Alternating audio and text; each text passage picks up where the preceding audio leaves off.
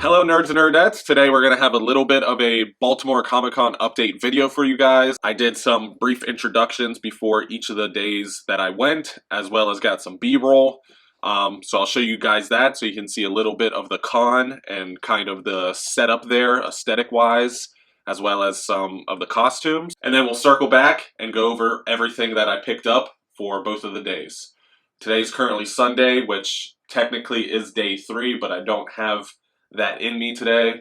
We'll go over a little bit why with the closing thoughts and the little Comic-Con mini haul. But we can go ahead and head to that B-roll footage so we can show off what the con looked like. Alright, here we are, Comic-Con day 1, about to head on over. I'm going to do a little bit of scoping out as far as things that I may possibly want to purchase. And then I also have a Jim Lee signing. That's at the end of the day, so I hope we make it. But we can go ahead to that footage.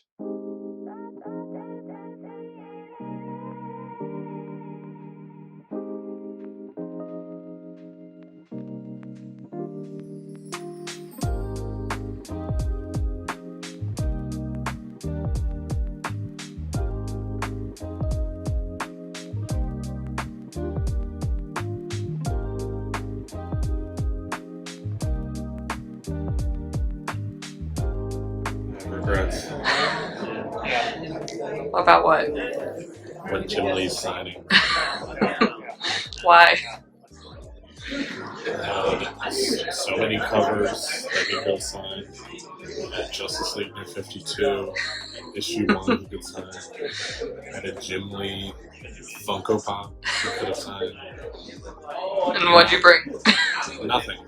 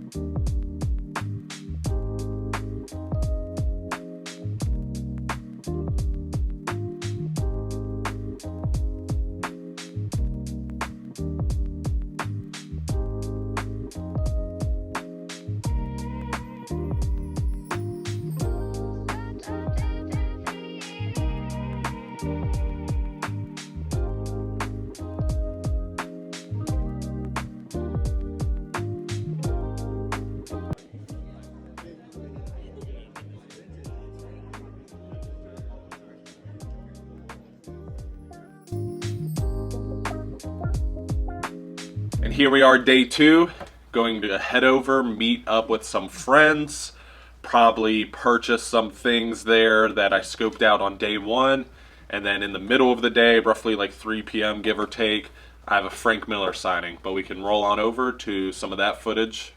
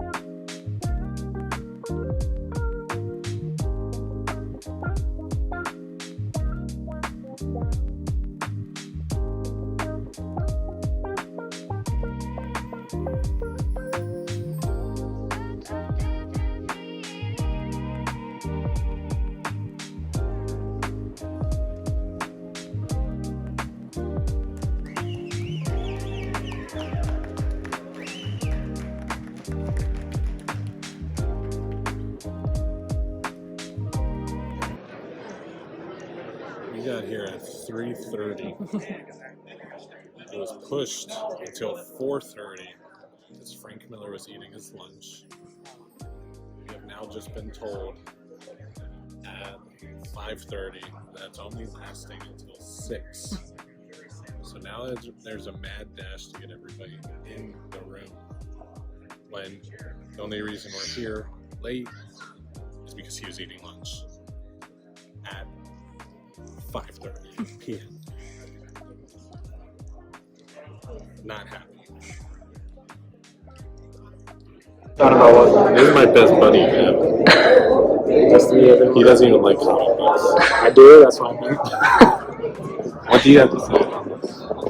It's a travesty, to be honest. I'm disappointed in Frank Miller. How much did you pay for this signing? How much did I pay? I personally did not pay anything. I'm still disappointed. So you're not that mad. I'm not just in line. You didn't have to.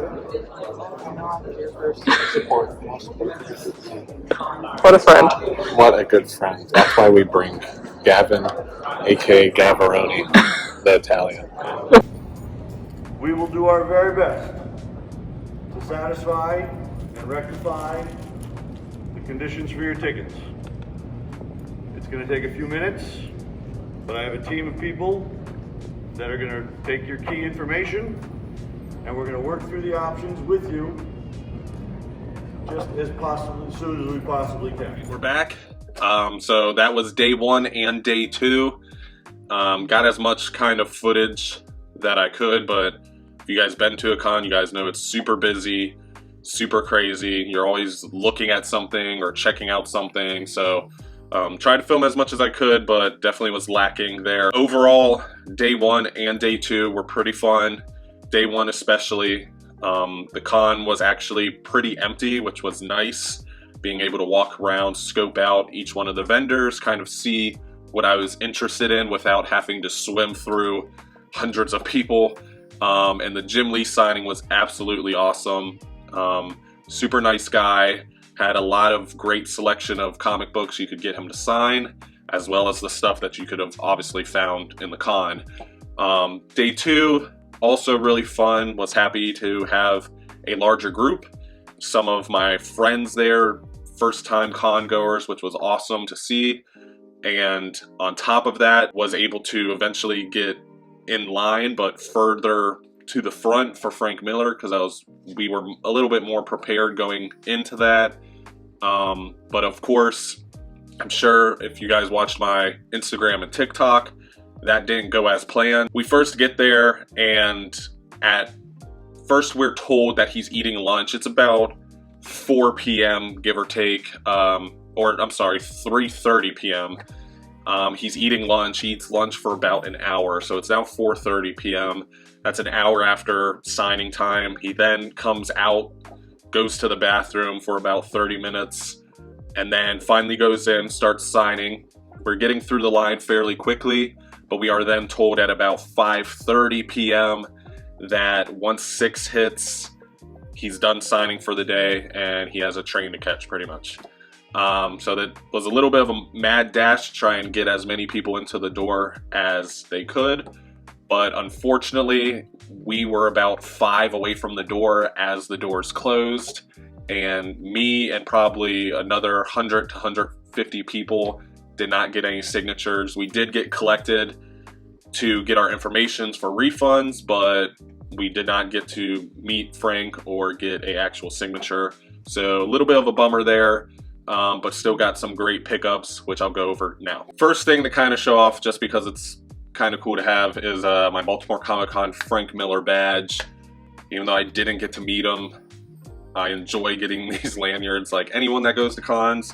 So that's pretty fun to actually get one. I think the last con I went to, they either weren't handing them out or I didn't get any signatures. I'm not too sure, but this is kind of my first badge, so I'm happy to have it on display, as dumb as that may sound.